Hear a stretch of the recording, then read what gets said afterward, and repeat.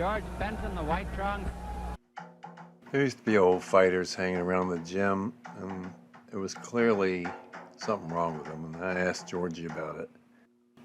He said, yeah, he's been hit by the best. The Eddie Futch model was it didn't want him to have more than 40 fights. So somewhere between 30 and 40, they were trying to get the maximum paydays and get out. With overtraining, you had to be concerned about leaving it on the road and leaving it in the gym. The body only has so many fights in it, and the training and preparation for each fight is also have to be figured in because it's taken a lot out of the fighter. You're trying to do enough to get in shape, but have full energy for the fight. Georgie told me to watch the fighter closely and always keep their safety and best interest at heart. Fighters age in ring years very quickly, and an experienced trainer knows what to look for and when to tell a fighter to step away from the game. Some listen and some don't. Joe Frazier didn't do more than 6 rounds a day sparring. He told me there were 2 kinds of shot, and they were related to overtraining. Punch resistance is a mysterious thing. These guys can take tremendous punches through being an amateur and through a pro career, and then one day they just can't.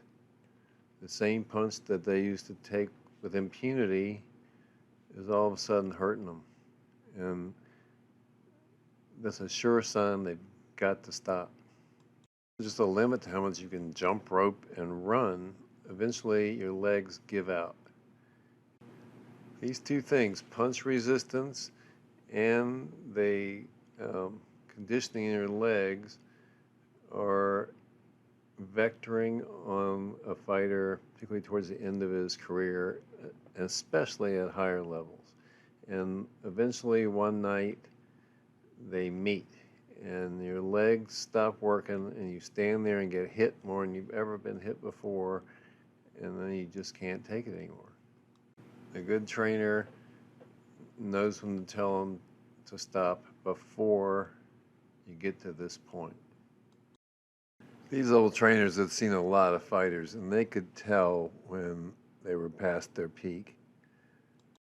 The fighters who got out when they were told to were generally okay.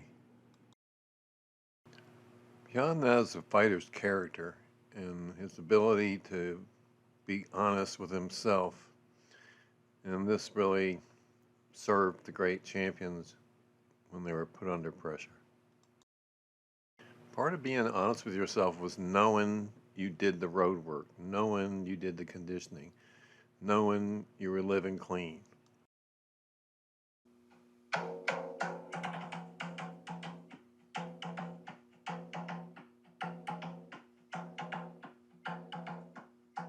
It's a long left hand that Thomas has.